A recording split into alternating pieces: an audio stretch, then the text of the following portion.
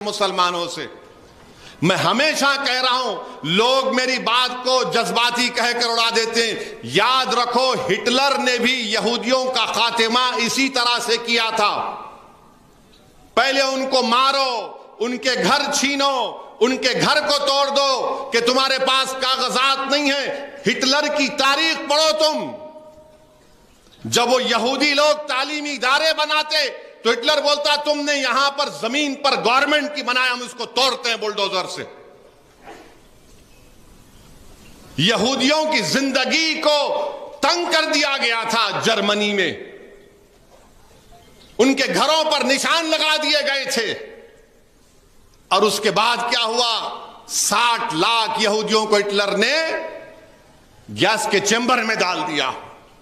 तो जो तारीख जर्मनी, उस वक्त के जर्मनी में दोहराई गई थी यहूदियों से, आज हमारे वतन अजीज में मुसलमानों से दोहराई जा रही है। मेरी एक एक बात को अगर यकीन नहीं करना है तो अपने दिल से और अल्लाह से दुआ करके पूछो, या अल्लाह ये शख्स सही कह रहा है, झूठ कह रहा है। ये हो रहा है। ये वफ़ का कानून क्या है? अभी all India Muslim personal board के सदर ने हमसे कहा कि वफ़ एक इबादत है।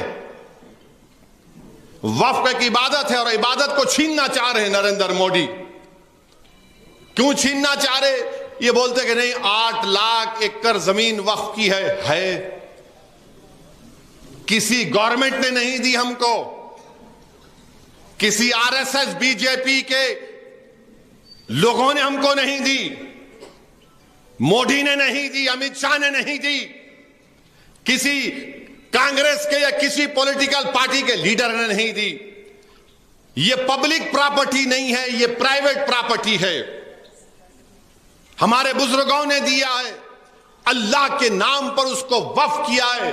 जैसा कि सदर साहब ने कहा कि ये इबादत है, उसका कानून है। अब ये नए बिल में क्या कर रहे हैं? ये नए बिल में ये बोल रहे हैं कि सेंट्रल वक्फ काउंसिल में और स्टेट के वक्फ बोर्ड में। अच्छा, अभी मैं मौलाना से कहा था कि जो महबूब नगर की वक्फ कमेटी है, जामा मस्जिद की भी कमेटी है ना? तो अब मोदी क्या करना चाह रहे हैं कि स्टेट वक्फ बोर्ड में पूरे मेंबर मुसलमान होते हैं। मशाइखीन के कोटा होता है, बार काउंसिल से आते हैं, एमएलए एमपी का कोटा होता है, और 3 एमिनेंट मुसलमानों में जो लोग हैं हुकूमत उनको नामजद करती। अब मोदी क्या बोल दिए कि एमएलए एमपी मुतवल्ली और ये बार काउंसिल का कोई इलेक्शन नहीं होगा, हुकूमत नामजद करेगी। जैसा हमारा उबैदुल्लाह कोतवाल साहब को माशाल्लाह जमाने के बाद उनसे इंसाफ हुआ, उनको चेयरमैन बनाए, उनको नामजद करे।